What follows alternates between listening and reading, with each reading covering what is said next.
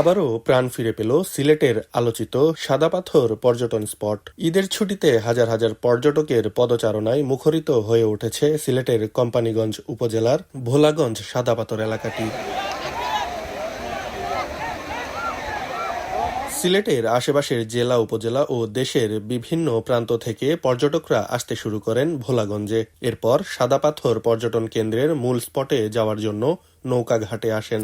ঘাট থেকে নৌকা নিয়ে শুরু হয় সাদা পাথরের মূল স্পটের যাত্রা। ছোট ছোট বারকি নৌকায় বসে হিমেল বাতাসে মেঘালয়ের সবুজ পাহাড় আর আকাশের মেঘের বেলায় চোখ জুড়ান পর্যটকরা।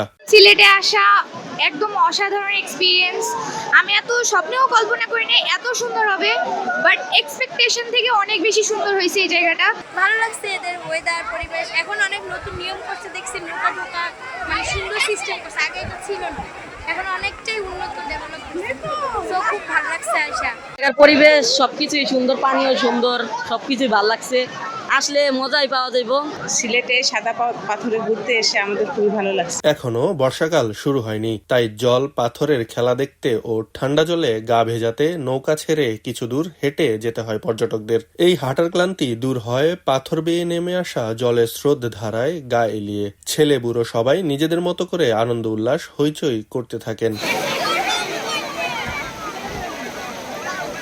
সাদা পাথরে ছবি তোলার জন্য আছে ভালো ব্যবস্থা। এই এলাকার পর্যটনকে কেন্দ্র করে গড়ে উঠেছে একটি ফটোগ্রাফি সোসাইটি। এই সংগঠনে আছেন ৭০ জন ফটোগ্রাফার, যারা নির্দিষ্ট ফি এর বিনিময়ে পর্যটকদের সুন্দর ছবি তুলে দেন। কোম্পানীগঞ্জ ফটোগ্রাফার সোসাইটির ভারপ্রাপ্ত সভাপতি আনোয়ার হোসেন সুমন খবরের কাগজকে জানান, ঈদ উৎসবের ছুটিতে মূলত পর্যটকরা সাদা পাথর আসেন। পর্যটক আসলে সবার ব্যবসা ভালো হয়। অনেকদিন পর সাদা পাথরে পর্যটকদের ঢল নেমেছে, এজন্য সবাই অনেক খুশি। মানুষ পর্যাপ্ত পরিমাণে আছে, যেমনটা আশা করছিলাম তার চেয়ে দ্বিগুণ আসছে মানুষ। পাথর হিউজ পরিমাণ আছে, যে পরিমাণ লুটপাট হয়েছে এটা হচ্ছে সামান্য, মানুষের গুজবে ছড়ায় আর কি। পাথর আছে, পর্যাপ্ত পরিমাণ পাথর আছে আমাদের এখানে।